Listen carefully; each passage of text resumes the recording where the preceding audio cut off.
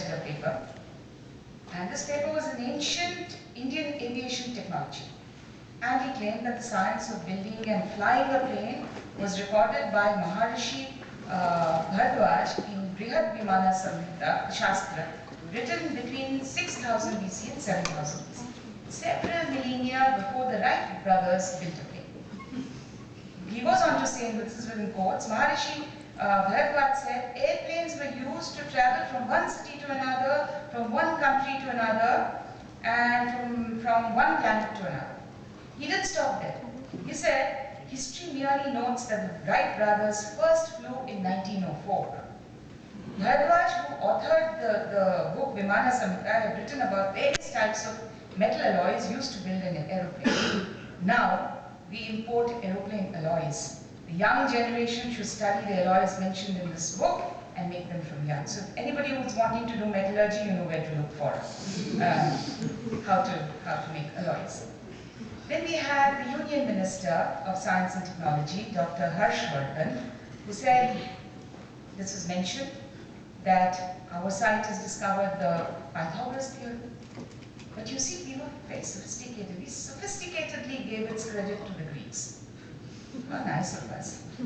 We also knew Bij Ganit, which before the Arabs, but very selflessly allowed it to be called algebra. You know how great we are? Another claim. In the 21st century, there will be fusion of science and spirituality, and that will happen because of law of interpenetration, whatever that means. No scientist worth his or her salt would give any credence to this. Among other technologies that were introduced at the Congress, there were polymers to build houses, made of polymers, mind you, made of cactus juice, eggshells, and gum. It doesn't end there.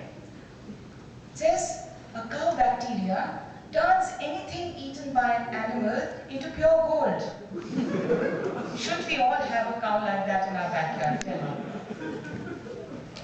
And then they talked about a curious procedure of an autopsy conducted by leaving a dead body floating in water for 3 days.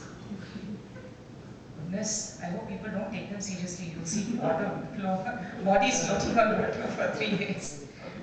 Then, of course, you all know that earlier on, while inaugurating a hospital in Bombay, not at the Science Congress, but before that, the Prime Minister said, ancient Indians knew organ transplantation.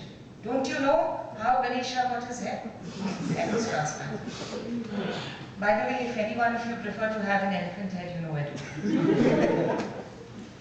go. So, now you can imagine, these people forget. They forget history.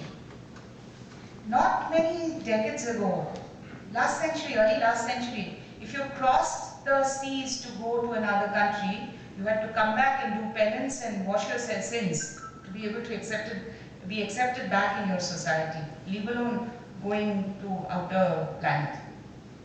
And they expect people to believe all of this. Now, you know what is not surprising is the tall, ridiculous claims made by these propagandists. This is not the first time it's happening. It's been happening over a period of time. There have been all kinds of attempts to usurp modern science as something that was known to ancient Indian Hindus. And all this that we know today, we've discovered, we've invented, this has not been known to our people in the past. We must have, this is part of some kind of a jingoism. You must have pride in your country and all of that. This kind of propaganda has been happening for quite some time now.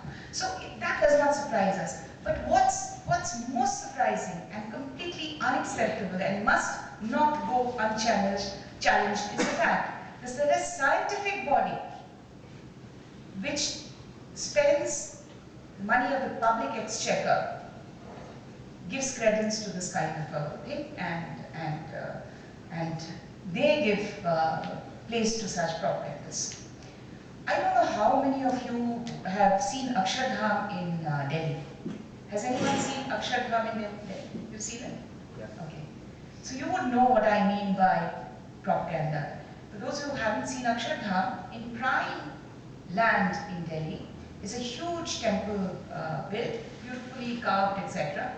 Now when you go in, and this is visited by a large number of school students, college students, when you go inside, there's a kind of a trip. There's a little river that flows in, and you sit in a boat and you're taken on a guided trip. And when you're taken in, you are taught. That's okay.